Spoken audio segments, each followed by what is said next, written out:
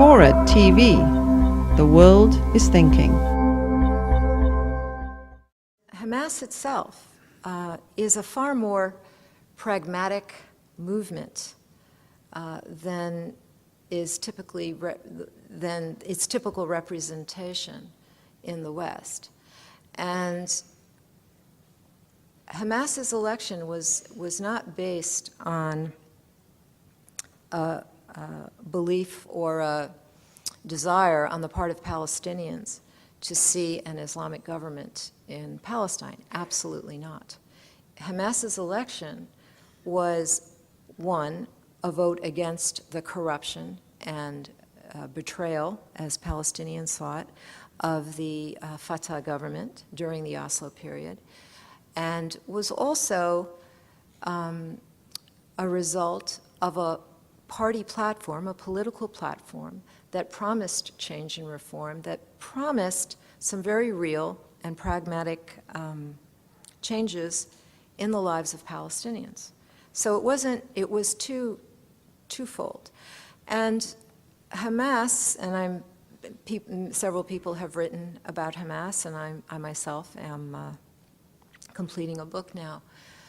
If you look at the history of this organization since its inception 20 years ago, you see that this is not a group that is the same by any stretch of the imagination as the Taliban or the kinds of government you would see in Iran. To the contrary, in fact, my many interviews with Hamas officials over the years have shown, and they themselves have made a point of emphasizing to me, that they are not like the Taliban and like these groups. And if you look at their political platform and you look at what they've been saying for the last 20 years, and they have, of course, matured. They have grown and they have become a far more sophisticated, far more complicated organization than they were when they began.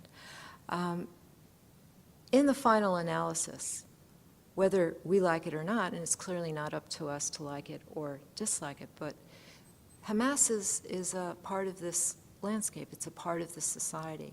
And through its social service work in Gaza and the West Bank, but especially in Gaza, they have played an increasingly important role in this society.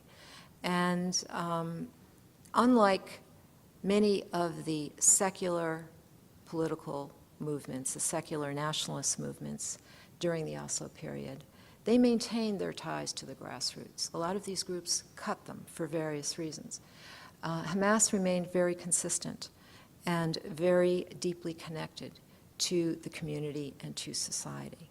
And you know, of course, people say this is a way they buy political support and they promote their ideological vision and so on and so forth. But Palestinians aren't that stupid.